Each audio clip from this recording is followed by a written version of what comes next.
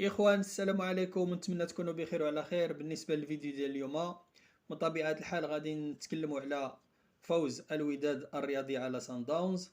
فالمقابلة ديال اليوم كيف ما كيعرف الجميع سبقها واحد الحزن والأسى لفقدان لاعب فريق الوداد فلوح، الله يوليه برحمة الله.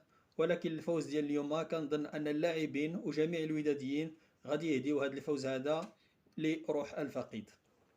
نرجعوا للمقابلة ديال اليوم.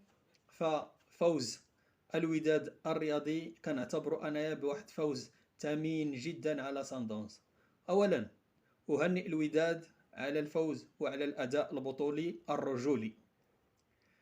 ما غاديش نقول بلي ان الامور غتكون سهله امام سان داونز في جنوب افريقيا، ولكن ليعلم الجميع ان الوداد الرياضي هو الفريق الوحيد الذي يقهر سان داونز على الصعيد الافريقي. الوداد الرياضي كيقهر سان داونز في افريقيا. ما كاينش الاهلي وما كاينش الترجي، هادو ما كيقهروش سان داونز، ولكن الوداد كلشي كيعرف باللي هي اللي كتقهر سان داونز على الصعيد الافريقي. وهنا ساقول برافو عليك، برافو عليك، برافو عليك سي رمزي.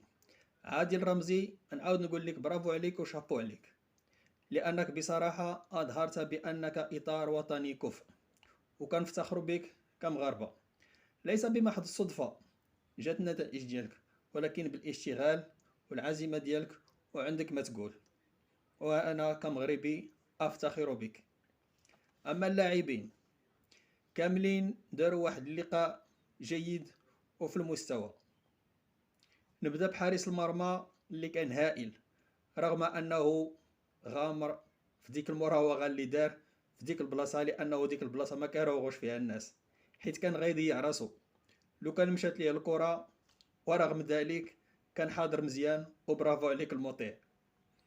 الدفاع بأربعة بهم توب دو توب، كاملين مزيانين. الأجنحة عيطية الله والعملود، ما عندي ما نقول، هادو تبارك الله عليكم.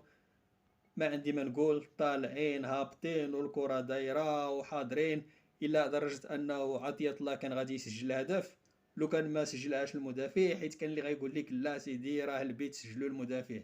لا، عطية الله كان كيتسنى ديك الكرة، والمدافع لو كان ما سجلهاش راه غادي يسجلها عطية الله. بالنسبة لحركاس وأبو الفتح كانوا حاضرين مزيان، ما عندي ما نقول. التغطية وهادي وهادي. ضربة الجزاء راه كتجي كاينة في كرة القدم، ضربة جزاء جات ما عندنا ما نديرو ليها. الوسط جبران حيمود والدراوي، ما عندي ما نقول بصراحة. داك الوليد هذاك داك الدراوي الجزائري، الا كاينه شي حاجه كتر من برافو غادي نقولها ليه، لان الدري كيفتك الكره، كيحل التيران، كيباسي الكرات، كيتقاتل وكيموت. والصراحه ملي جا الوداد وهو متالق وكيلعب رسمي، وبرافو عليه برافو عليه. احسن انتداب دارتو الوداد، زعما كاين راه اقتنصت داك اللاعب ديال الدراوي داك الجزائري، راه لعاب في المستوى. جبران في ذاك العمر ديالو وبذاك الاداء وبديك اللياقه البدنيه، الافتكاك، كيحل التيران، كيعطي البيوت. الكره ديال الهدف الاول راه من عنده جات، زعما برافو عليك جبران، ما خليتي لي ما نقول.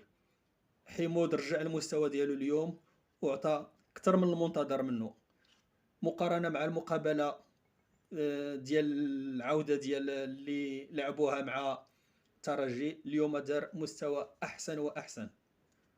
اما الحتيمي، منتصر الحتيمي، اللي كنتمنى ليه الشفاء العاجل باش يرجع يحضر في مقابله ديال العوده.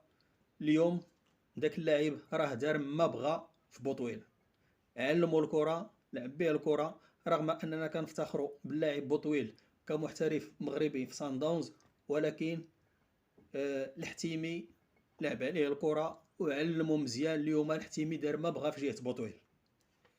الشرقي البحري حتى هو دار مقابله جيده، رغم اني انا شخصيا الراي ديالي عندي عليه شويه ديال التحفظ.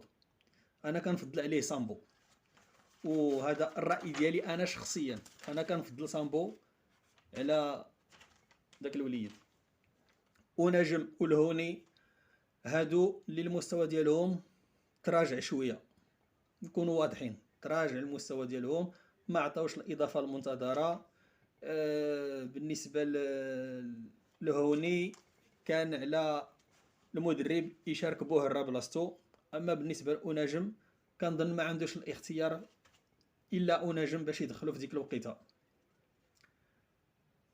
بالنسبه وهنا كنتمناو من المدرب عادل الرمزي يلقى الحلول بالنسبه للتغييرات في المقابله القادمه. مثلا كما قلت نيتي يدخل بوهرة مكان لهوني، حيت لهوني ما عرفت مالو، لا بدنيا لا ذهنيا، ما داك الوليد ما حضرش. فوالا حتى في المقابله ديال الترجي راه لهوني ما عطاش حتى شي اضافه.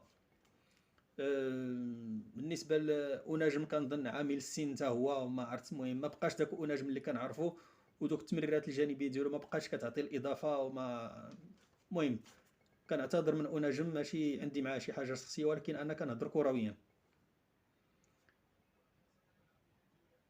اما بالنسبه للمقابله ديال الاياب غادي تعرف الغياب ديال العميد يحيى جبران اللي غادي يعوضو اللاعب السرقات، اللي كنتمناوه يدير الخدمه ديالو مزيان ويكون احسن بديل لجبران. السرقات الا دخل بلاصه جبران، حيت هو اللي غادي يدخل 100%، كنتمناو يعطي واحد الاضافه. وجبران راه غادي يرافق الكاتبه ديال الوداد الى جنوب افريقيا، ولكن الحاجه اللي كنتفقوا عليها حنا كاملين كمغاربه، تنقولوا بلي انه الوداد كيلعب مزيان خارج الميدان ديالو. ماشي هذه المره الاولى غادي يلعب في جنوب افريقيا امام سان داونز، المره الفايته العام الماضي في النصف النهائي ديال عصبه ابطال افريقيا راه جاب التاهل ديالو من جنوب افريقيا امام سان داونز، حيث انتهت المقابله ديال الذهاب 0-0 بالدار البيضاء، وداروا 2-2 في جنوب افريقيا. لذلك نتمنى بكامل التوفيق للجنوب الوداد في جنوب افريقيا، وان شاء الله حنا كاملين كمغاربه متجندين وراء الوداد، ونتمنوا هذا اللقب هذا يكون لقب مغربي، رغم انه بعض المحللين الرياضيين خاصه من تونس كانوا كيرشحوا جنوب افريقيا بمشاركه ديال سان داونز انهم يديو هذا اللقب هذا، ولكن ان شاء الله بمشيئه الله اللقب سيكون ودادي. إلى اللقاء.